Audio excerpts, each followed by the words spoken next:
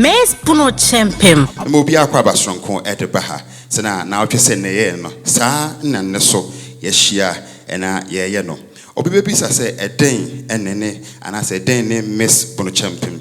Miss Bonokyempem ye dwumadi ayedi se ne ye bono meka bono meka bono east bono ena afia half ye bono half tete no nyoma ye wo ho no ebedadi ye bono amane ene amamre afei ebehwe se na oba edisua eye girl child edisua ebekoso ewo bonomam enti Miss Bonokyempem dwumadi a time herbal mixture a headline sponsor na ye hwe wona wo boa emadwumadi ya ba eye gold sponsor give us clean care waka ho ena dwumadi ni nyina eba na enne dwumadi eba yi me judges atena se wo ho fe men se mrekwa no mama ye hu judges a ye ne won ebe ye dwuma enne de odikan ye nana akosua kyerema diodu pokru me pacho won fa nsembo e man kese pa ono ena ye church number 1 and pacho de otoaso mia bi nuaba kuna mes entertainment kofa bae CEO Abena Ghana me pacho won nsem emfama no ena de otwato oye veteran actor me pacho friend Asari bediako womo nsem emfama no eye sebi mpanyimfo miensen ena ne dwumadie wo behwe na wajeje na bibia akoso one wo support ema dwumadie no akoso no ye wo cone makeups afei brushed by Mona and afei glam by Tessie afei wo Afri rice pudding Stardom agency Miss special hot pepper sauce afei classic liquid soap Glow Beauty Spa, lip tomato paste, Bex spicy hair, and afei mia York Hotel na mabawa no wojuma home. Na mana ba ha obonso wo shantade fe kama pa eye Clenam clothing na afei boama kuto won na dressing man ntu ho ba na won so won fe na de aseda kese no ama Clenam clothing na afei boama kuto ene Sampanyinfo ena eboa time herbal mixture na afei aye give us clean care na de dwumadi ya bro aye Miss Bonokyempem maiden edition pacho ye monsem emfa main na ye ho me nsem mombre kwa no mi twa ho kakra bi aba number na de dwumadi na hye so me ma akwa ba stronko sign ba a York Plaza ha na yedi nkui Miss Bonokyempem dwumadi a time herbal mixture aye headline sponsor oboa na afei aye gold sponsor give us clean care tie din sembo kese pa ebehia amamre dancers abra woba na wobodi on show kakra no Bonokyempem biodi akwa asubeka tasbi de brim ponta no kachire ayaya kana na kana so yeyo Bonokyempem biodi akwa yeah Bonokyempem biodi akwa yeah wo koko yeah ni power yeah boy yeah na no boy chidom Bonokyempem biodi akwa ayaya woni pa bebre yeah wa won fe fo ma tuntum koko Bonokyempem biodi akwa yeah akwa no mama bodine yeah akwa no ma do meni be na di ma bedwe ma bodine do mama hine ma bodine yeah touch mama hine ma bodine yeah kufia me ya ma bodine Yamaba wano aye contestant no wo ba na tax anase dwumadi ye de ma won no wo bede na di na ne de wo ye ne se me cambrofo we are na me de twina to what will you do to promote girl child education in Bron Ahafo ye de ba ye de ma de no betimi aye ama oba edisua anase mpumtuo akoso e wo bonomanim de odikan oye student second year student ewo Brekum College of Education wedding fee adunumi ensa 23 me pacho em fan sembo kese pa enhia sewa one sembo no enje kese Bonokyempem biodi akwa nananom atembuafo ahwefo amwo ha ni mu amwo fie nyina mamatena sio nne me ba bekyere mo ma adesia ne tima ato ne kwan a ye befa so a ye bepejam ama ma adesia aye kese wo bonomanim ne Ghana hampo nyina ye ka ma adesia So do baba, what dream paying fear so betty matna than crabbing, and I say, baby, yes, and Juma, no, of course, and Juma, and I say, what's your name, dear Obukum? Said the Abena, that chibiano, or may I deswa, and many pebia. No, mum, and come here, say, Ghana ha, and I say, Bruman in dear, Madisia, Yatu Nasa cry, a son say, Benim, how a Madisia, Faswa, a wasso. Madisia, and start to a Brumantam with dear, it was a start to a grandmanim. So, and none madam woman tea, ya yere yahu, said the Abena, Maba Wadisia cosso, and sunning in Ersina, and cosso, as I say. Bruman painful bidding why didn't be said, my dear, the any say, you bet no case, I pay a Adriana. Nay, I feel a cost you Adriana Bloba Fadia, I've been Adriana Bloba Fadia. Back in we are, what far time their swality so, what cotton to so dear Nasa the Akeka, nor the Abuani Kunu, why we are poor walk of phone or by crash and etchy. Bear my head and it's a canato no corner, no the back here, and no near Yanati, be a marbinum firm. Emma paying the shiny be a one any baby yako, may patch up as you argue who said, Debbie, I won't say a boy, my this year, and to your car says, I want to buy what it's in my morning, you know, no mom's hot to be ma, what it's your dear barco, a brain to me, canning in a dear bread, but my dear money, that was it. Woman, Emma say, wah, Nana. Adisuano, nye bia ne de eye school danim de.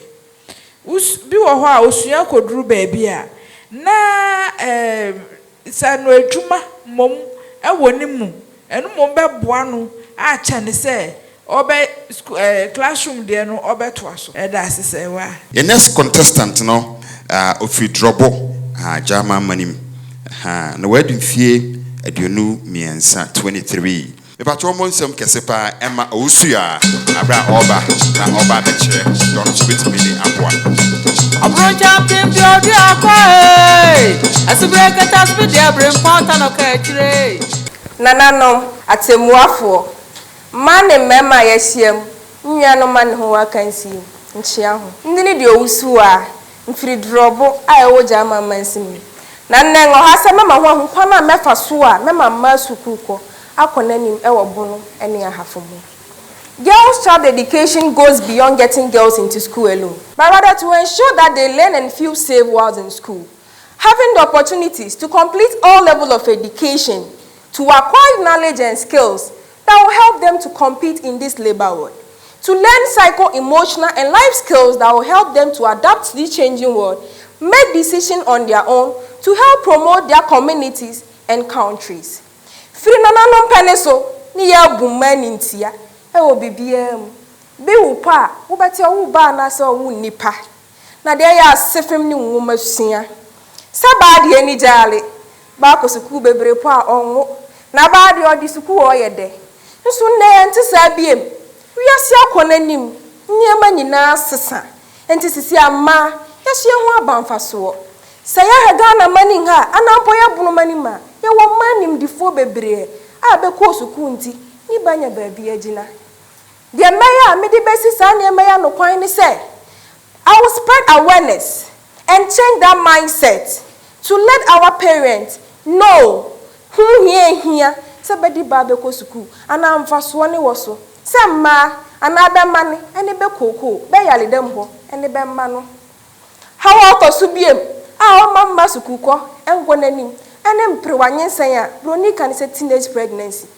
I was once a victim, but regardless to my circumstances, did not exclude me from school. Here I am today. I'm never proud of my mistakes anyway, but I'm proud I learned from it and it makes me a better person today. I always say, failure doesn't define you, but what you do after the failure defines who you are. And what say my 40 years, yes, mfunzo obi akwanim abrabo no ahwiase eba na mom ho ne nipa na wieye se ye betwe mama de ahye yeyem na ya kire bodo na fa ma behu se ahwiase na chi no nkunimdie wo ho mabe de be matimi ye hi patimi ye ama ne broso medamase. Mr. Sorry Usua why are there I think say what chire a kwanya parents ebe faso ama omumamba etimi akọ school nti wayade pa That's Mr. Asare. So usua na wani gina ho a na short code na da mfonyi na TV enemy na wa vote at the amano. A time herbal mixture, a headline sponsor, and have a givers clean care adaroma and a djumedi at the brow. Nipa Hono, Ofri Techiman, and we didn't fear at you know and 924. Me patron friends and book sepa, Asia or Hema.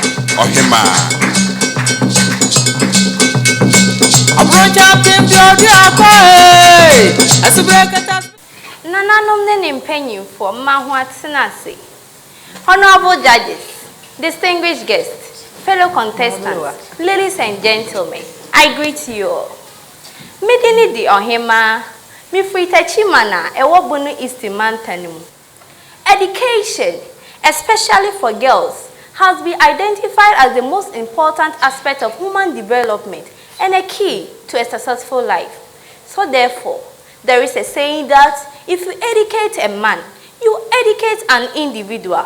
But if you educate a woman, you educate the whole nation.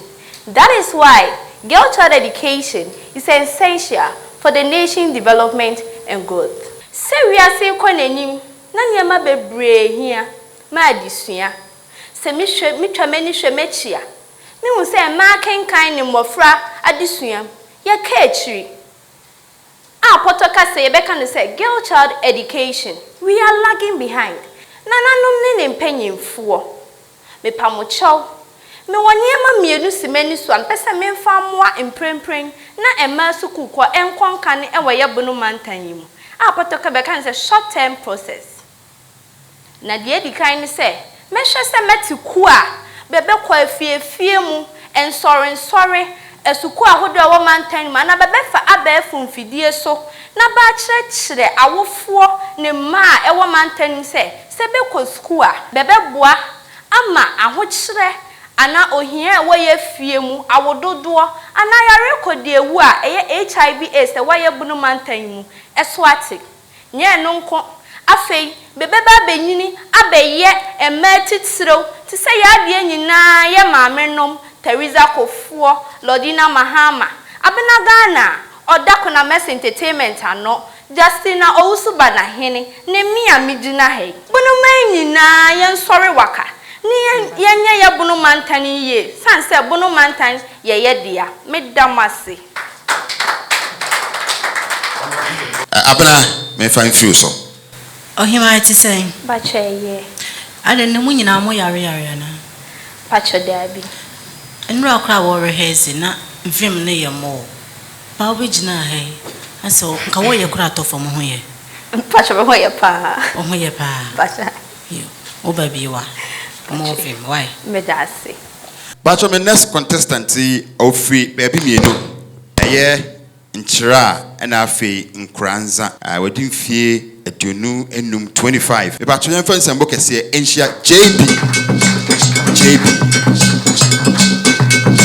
Bonokyempem biodi akwae asubeka tasbidi abrim ponta no ka akire nananom ema ne mema panfo ya hyame mama tenase medini di JB me free nkyira me science free nkranza enti bunu agudie eneme so okobunu mamu a adwuma ayaye we kuadwuma eni dwadie enti saa adwuma we sei mama school ko enkoso esane se obatan bi wo ha wo ye kuani odo atia no so eba afiafe nti se eba o mani baba ni jai school no abo na maba asesa atia no emwa mama school ko enkoso die di kan obatan ni yedwadini na so okudwoma ode ne baba ni dinachi na ba kwa akoton niema eba ne sa emboa mama school ko enkoso ema school ko ni hia ti ba fa be mama nko school se oba no ko school na se na niti endi mboa na de na ko school a be de bensa eye bibi se de be ya adaache no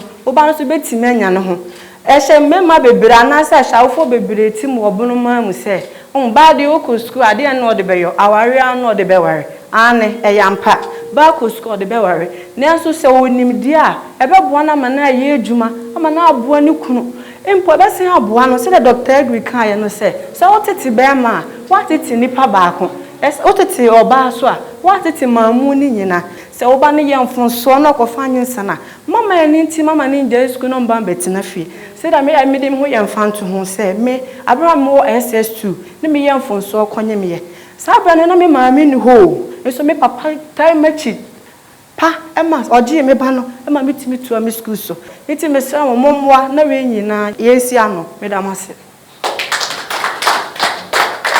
na patriote Jebi nana o ma efo me da ase ene so buru no bai pa me da ase mitu nyina na mitiri ma de chese buru na obaye na wo ka asem ba ko so aye mede say mema no omo so omo ntai yechi na batitie no enye ma nko a mema so ese betai nkora na chi na betimi akobanim why are there yedase na me ka say wo hwe Miss Bonokyempem dwumadie a time herbal mixture e dey brain na fe give us clean care the optimum germs killer me patron fan sembo kese pa enhia efia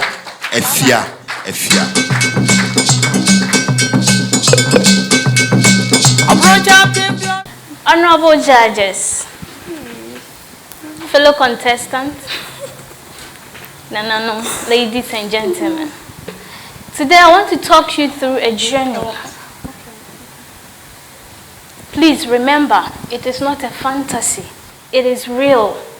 Some girls in our society have to relive this in their minds every single day. They ask questions like, why am I even born a girl? Nayaka say girl child. Who is a girl child? Girl child eye akra ondi mfie embro duoche. Nayaka education so ye say wodi nimudie etso akra bai watim na odi abobra. Na tete no ye nananom anase society a design bibi say no bad who go school bebre how they ba yembe. Who go school we nye jade no dey betna. Awofo bi tumi ka kire ne ba say afie suku awu ko ejai. Na papa bi a oti se hwe wa do kokoo ni kokoo ba wa papa. Na adwuma wa bebie sika wowo na oba ha so oba besere won sa awale nti school ye dey jai ko na ome ware o yei eye niema bia ekoso wo ye man mu false marriage ebiem enso ye awufu a bentumi encourage omomma mental coaching obi wo kra ne ba hyade na efa o afia na ho ye mefe paa o dandan ho kakra ma ontumi nka nti onamabonten na se be ma bi eka chense na de ho ofe paa o be ho na ye ne de esan se onya te sa asem ne bi ye fie nti oye ne de na girl child education. I want to be an ambassador for girl child education.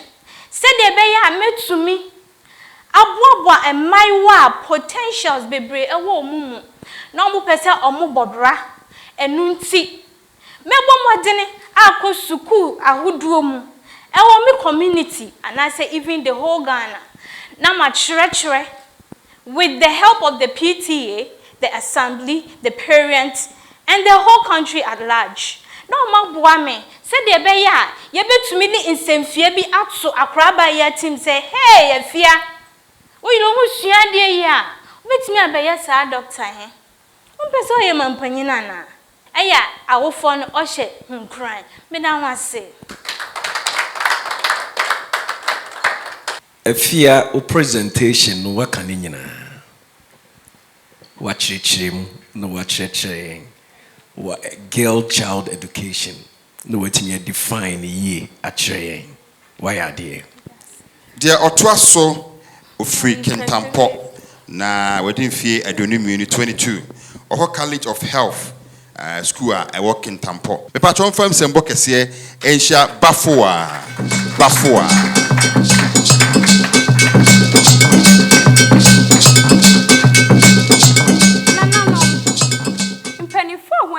ha. Atemwafo a mutimodwam. Ma ho atena se. Mpanefo bu baby say, ba oni be ma no na bebu ni yi achia. Ampa so. Saa pani semi to makoma so, fribra me na eka kire me. Eti mamma ya ade a eda makoma so yie pa. Waya mama hunu say, ba wo masia ho animu ade so adi hunu no. Sebi na na misre bi kan. Be mant mi mu no kwase da biara da. Ma sha hunu say, waya buru afomantam ha, ye ne ni ma wo masia ho yie. Na san say, tu da tujinafo a na atunti no. Metumi wansi wo say, ma wo masia da huruboni. Ma boda huro awurawura nkurase nkura kase e wo bona afomantam ha na ma kyerɛkyerɛ be mfaso a yenya ni mamu sɛ aba mo masua mu a afei ma abomode ne sɛ mekosuku ahodo ni nyinaa mu na me de betichafo no enya nsa woso na ba bia ba pono amankora no na betumi ne ba akyɛ be hawo na betumi ama ba futu a ɛsɛ bede mabe biom ma hwɛ sɛ metete ma kwa ahodo ni bi nyinaa wo school ni mu na betumi akyerɛkyerɛ be nneɛma ɛsɛ ba wo hia ne de wo hia ba nneɛma ɛsɛ wo yɛ na daakye wanya yera ba obabiara da na mamo me pa mo chobe gina sa akwanya we so metu awufo nyina afo sɛ saa bra na bedwen sɛ be ma nkwa ne bede be ko school na mmerem de atwam ba akro timi ko be yanim di fokora kyere be ma mesra mo yase sɛ wo sunku body a ne wo sunkwadu about time mun sham sapo mun suo mun hwe mo baso yie sɛ wo hwe na ababa ntimi nko school me so nya school nkwa ne ade me so pa adwuma bi fa ne tum na daakye wo so abedi ne so mfaso Obaba nu koko, obaba eni wani munyam. Onu bibia, meda mo ase manu esi.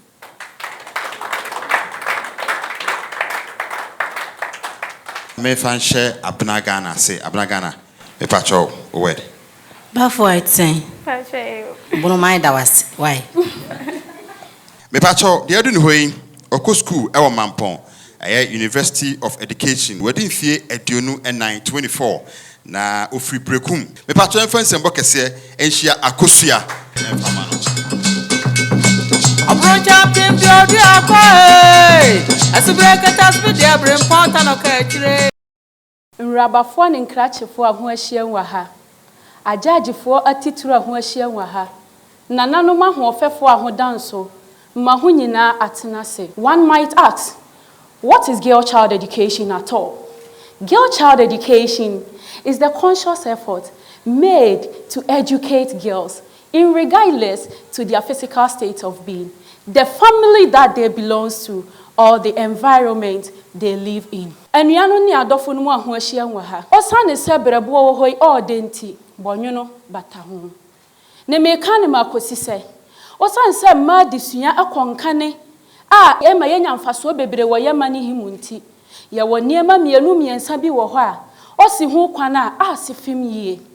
Sa niema yi bi ne mprewanyense broni beka bibisa stigmatization and discrimination law. A me pache se nipa munyi mu oni nkanhye ahye ye nipa manti se ba fa afro no okosuku a ne ye yi nama oba se ma nani suade hunu oni ne daye so odi bekosuku he oka achi afesu hia ya de a oha adwene se masuku ko be konkane na adimu a e wo se ye boa se ne be ya me ama ye ba ma nya suku ho mfaso yi metima bo anuano mo manketo a be ye fia bentimi nkosuku. Before I, Patricia Efakosia, can promote girl child education, there is the need to change the mentality of the society. Then we campaign about the importance of girl child education across all the Bono and Ahafo region. Yeni animo mema, what to momane for hini what to ejina mwasofo. Yesrehu anidiehu. Hunya mamei yensi adie. Na yeso ba mfaso a huso hu benya mfaso nda ho ase. Yada wase. Aha. O message na o give you no was so convincing, was so emotional, and you must say any year in every pageant be a baby. I mean sure. Amen. Sa ena yehwehwe best performance no based on criteria de gu ha no me patcho hwan ho ɛna ɛbɛkɔ. Adeɛ baako a ama baako atena mo so no. Once na me share da say mo anya ade. Ye de hwe suban attitude because oye hima e wo se wo ahobrase. Aha, and a performance ne bibia yekeka bom no. Just 1% na du obenya no editwa obi. Na watching the onya best performer no eye Owusua. Aha. Owusua nenya best performer for ne. Enti ye channel se wo gibi bibia aha. But wo man sembo no enya kese. Aha. Kama. Na otwe se ne ebesi ahia ha. Na de wo bia ye de aba koso hwe Konomense entertainment dwumadi wo de beba bia na fe koso hwe Miss Bonokyempem our time herbal mixture headline sponsor and if give us clean care gold sponsor we from me breeze or say ye be share na what you send